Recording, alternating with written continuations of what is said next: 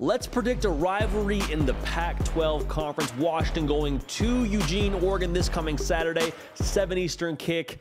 And Oregon has a lot to play for right now. The Pac-12 championship, yes, of course, that's a huge deal. One of their goals in year one under Dan Lanning, which is saying something, but also college football playoff race continues to heat up. There is a path for the Oregon Ducks. And needless to say, they got to keep winning to be able to walk that path, but a huge game against their rival, the Washington Huskies. And Washington, being the rival, whenever your enemy has something to play for, you know it would bring you nothing but pure joy than to be able to ruin that and mess it all up and say, we're the reason why you're not getting insert X, Y, and Z reward here.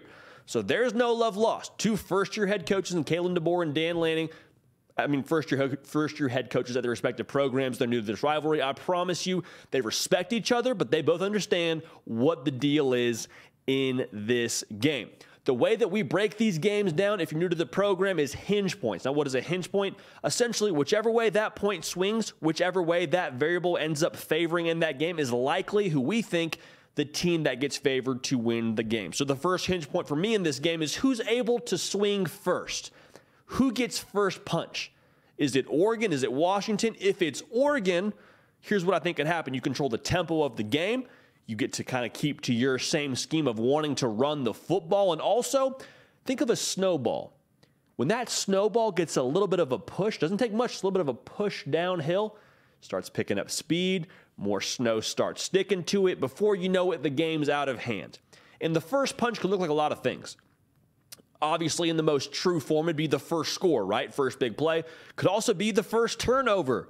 Maybe Oregon gets an interception on the first drive of the game from Washington, and then things kind of get a little bit exciting. Maybe it's a big hit. The momentum swing is really what I'm looking at here. And if momentum starts favoring Oregon, Autzen is just looking for a reason to erupt. It's a powder keg.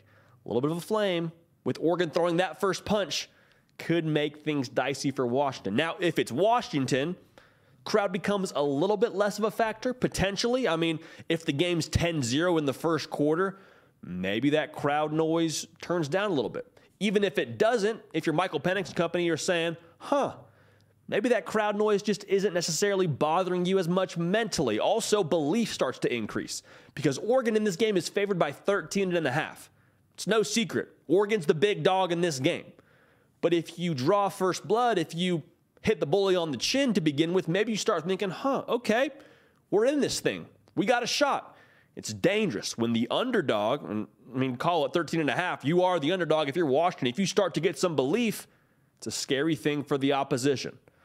So the reason why it's scary if you're Oregon is because Washington's averaging 37 points a game, good for top 15 in the country. They have the offense, if you give them life, to make this an interesting game. Keep an eye on that. Here's another thing to keep an eye on in this game. The matchup battle between Washington's front seven and Oregon's run game, I think, will be one of the biggest hinge points in this whole game. Washington only giving up 3.5 yards of carry. They're relatively stout against the run. They're like a top 25 rush defense. They're going to make Oregon earn it. Now, on the flip side of things, Oregon, they play a tough brand of football. Bucky Irving is a dog, averaging 7 yards a carry.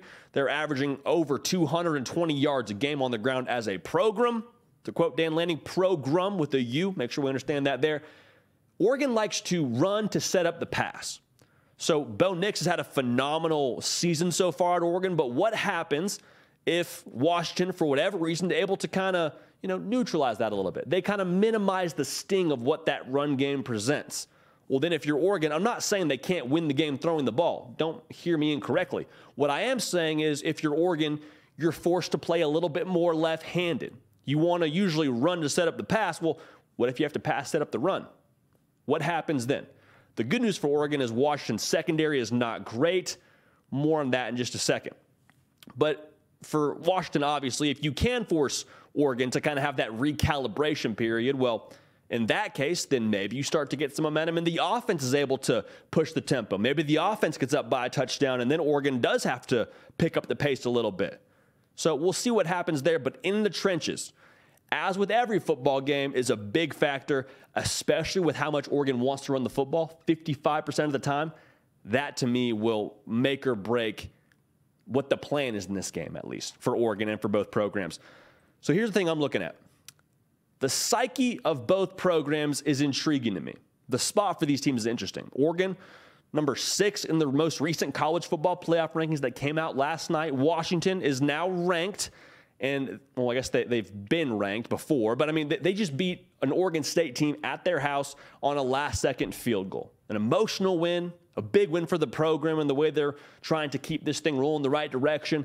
I wonder how much of a letdown they have going to Autzen Stadium. Now, it's a rivalry week, so I expect both programs to be juiced. But what I'm trying to get at here is neither program can afford to have a letdown, and they're both in situations where a letdown will be very possible. Because Oregon, like we said, they've got a lot of things to play for. They've got Utah. After this game, they go to Oregon State. I don't think it's novel analysis. Oregon cannot afford to look ahead. So the backbreaker for me, Washington's pass defense is some of the worst in the country. They're giving up somewhere around 260-ish yards a game. They got to be better. Now, Oregon's not great on the back end either. They're somewhere in the neighborhood of 300, but they've rose to the occasion a little bit more frequently in some of these spots. The Arizona game, the BYU game. For whatever reason, I think when the lights are brightest, that group, that secondary unit, starts to play some better football. I think a lot of that's a persona that they've taken on because of Dan Lanning and the way that he presents himself, the way he carries himself, and the way that this program has now taken on that persona of we're going to be tough, and when the pressure is on, when our best is required, we're going to bring our best. It's only year one. Oregon is very much not a finished product. But with that being said, I think they take care of business in Autzen Stadium. I think they run the football really effectively. Big day from Bucky Irving on the ground. The trenches wins this game for Oregon. Bo Nix continues that Heisman candidacy, keeps having his name thrown in there. If your name's thrown in there in November, good things are going to happen. But going back to our pick, we think the Ducks roll in this one. They cover the spread. We like Oregon to win this game 45-24. The Ducks march forward in pursuit of a Pac-12 title and a college football playoff berth. I'm JD Piquel. This has been The Hard Count. Nick Brake does the real heavy lifting, but you can help drive this whole operation by subscribing to the channel. Huge, huge thank you to all the Oregon faithful that have joined the party and subscribed in the last week or so. It's been somewhere north of 500 of you. So one, thank you. Two, if you haven't yet, come join us. We have a real good time. All right, live on Tuesday, live on Thursday, 1 Central, 2 Eastern. We will see y'all then. So until then, we're going to keep the party rolling, and we will see y'all next time. Hey y'all, thanks so much for watching. Subscribe to the channel here to make sure you don't miss an episode of The Hard Count. Also be sure to check out other videos on the On3 YouTube channel.